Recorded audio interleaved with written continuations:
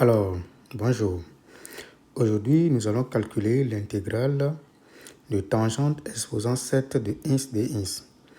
Dans nos vidéos précédentes, nous avons déjà calculé l'intégrale de tangente à la puissance un nombre pair.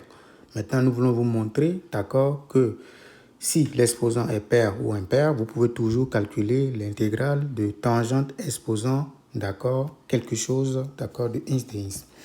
Ok, donc comme je l'ai déjà dit, vous savez que la dérivée de tangente, c'est exactement 50 au carré de x, c'est-à-dire 1 sur cosinus au carré de x.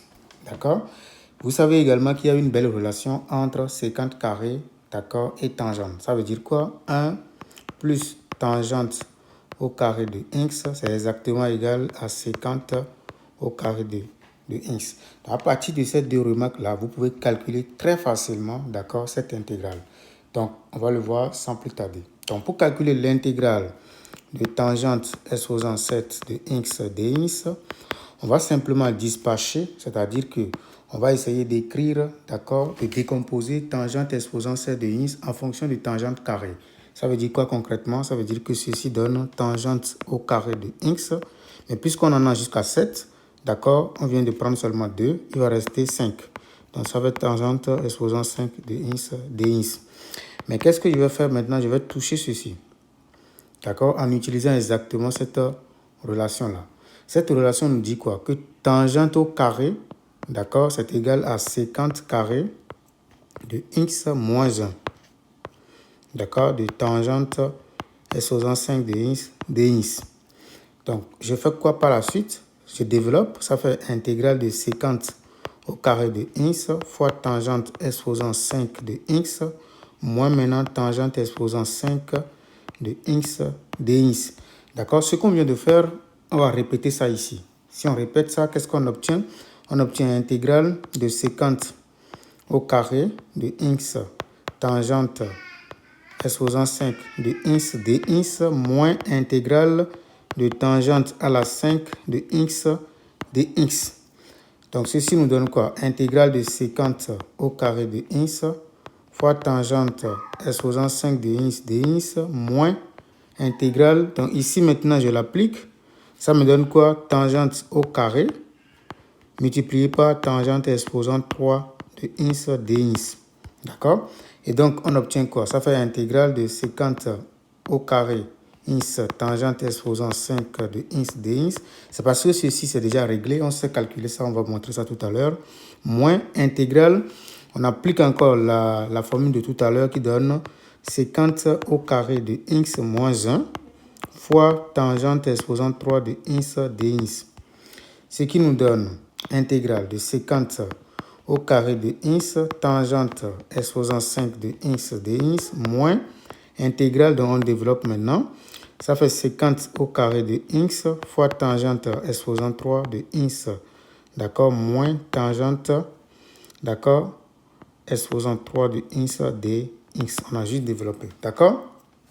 Maintenant, qu'est-ce que j'obtiens maintenant? Ça me fait intégrale de sécante au carré de x tangente au exposant 5 de x dx moins, donc je distribue également ça, ça fait moins intégrale de sécante au carré de x, d'accord, tangente exposant 3 de x dx, plus maintenant, d'accord, intégrale de tangente exposant 3 de x dx. Donc on va appliquer encore la formule ici, ça nous permet d'avoir intégrale de sécante au carré de x tangente exposant 5, d'accord, de x dx moins intégrale de sécante au carré de x tangente exposant 3 de x dx plus, on fait la même chose, ça fait tangente au carré de x multiplié par tangente de x tout court dx. Ok, donc allons-y, ce qui nous donne intégrale de sécante au carré de x tangente exposant 5 de x dx moins intégrale de sécante au carré de x tangente exposant 3 de x dx plus maintenant entre parenthèses sécante au carré de x moins 1, on utilise encore la formule, fois tangente de x dx. Donc, in fine, on obtient quoi? Intégrale de sécante au carré de x tangente exposant 5 de x dx moins intégrale de sécante au carré de x tangente exposant 3 de x dx plus maintenant on développe encore une fois, ça fait sécante au carré de x fois tangente de x moins tangente de x tout simplement. Donc on distribue tout, ça fait intégrale de sécante au carré de x tangente exposant 5 de x dx moins intégrale de sécante au carré de x tangente exposant 3 de x dx plus maintenant intégrale de sécante au carré de x tangente de x dx moins intégrale de tangente de x dx tout simplement. Pour les trois intégrales que vous voyez là, d'accord, on va simplement faire le changement de variable en posant u égale à tangente de x. Dans ce cas, du, c'est quoi? Ça fait la dérivée de tout ça qui n'est rien d'autre que sécante au carré de x dx. D'accord? Mais il est là tout simplement. Donc, si on fait ça, qu'est-ce qu'on obtient? On obtient que ça fait intégrale, d'accord, de u exposant 5 du, d'accord? Parce que sécante carré dx, c'est exactement ça ici, qui n'est rien d'autre que du. C'est ça que je viens de remplacer ici. Mais tangente de x à la puissance 5, ça fait u exposant 5. Vous voyez? Donc, c'est la même chose que je vais faire avec la deuxième intégrale qui donne alors intégrale de u exposant 3 du.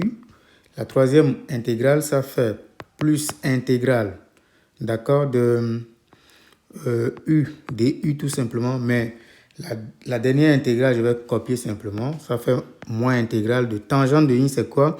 C'est en réalité sinus de x sur cosinus de x, pour que vous puissiez voir clairement. D'accord? Et donc, ceci, ça fait quoi? Ça fait u exposant 6 sur 6. On applique la formule, parce que si vous avez intégrale de r, une primitive de u à la puissance r, c'est u exposant r plus 1 sur r plus 1, lorsque r est différent de moins 1. Et donc, ceci, ça fait moins u exposant 4 sur 4, plus u exposant 2 sur 2. D'accord? Mais ceci, c'est quoi? D'accord? C'est u' sur u, parce que la dérivée de cosinus, c'est moins sinus. Donc, je vais faire plus ici et envoyer le moins ici.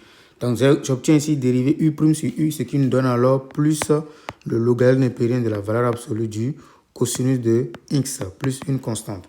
Et donc, in fine, nous allons simplement remplacer le u par sa valeur qui n'est rien d'autre que tangente. Donc, ça fait tangente à la puissance 6 de x sur 6, moins tangente à la puissance 4 de x sur 4, plus tangente au carré de x sur 2, plus maintenant le logarithme népérien de la valeur absolue du cosinus de x, plus une constante. Voilà un peu ce qu'il faut faire lorsque vous avez tangente, intégrale de tangente à la puissance un nombre impair. D'accord? Vous procédez ainsi. Pour le cas d'un nombre pair, je l'ai déjà fait hier, mais la démarche en réalité reste pratiquement la même. D'accord? Mais je laisse le lien en commentaire pour vous permettre de voir ce qu'il faut faire dans le cas où vous avez un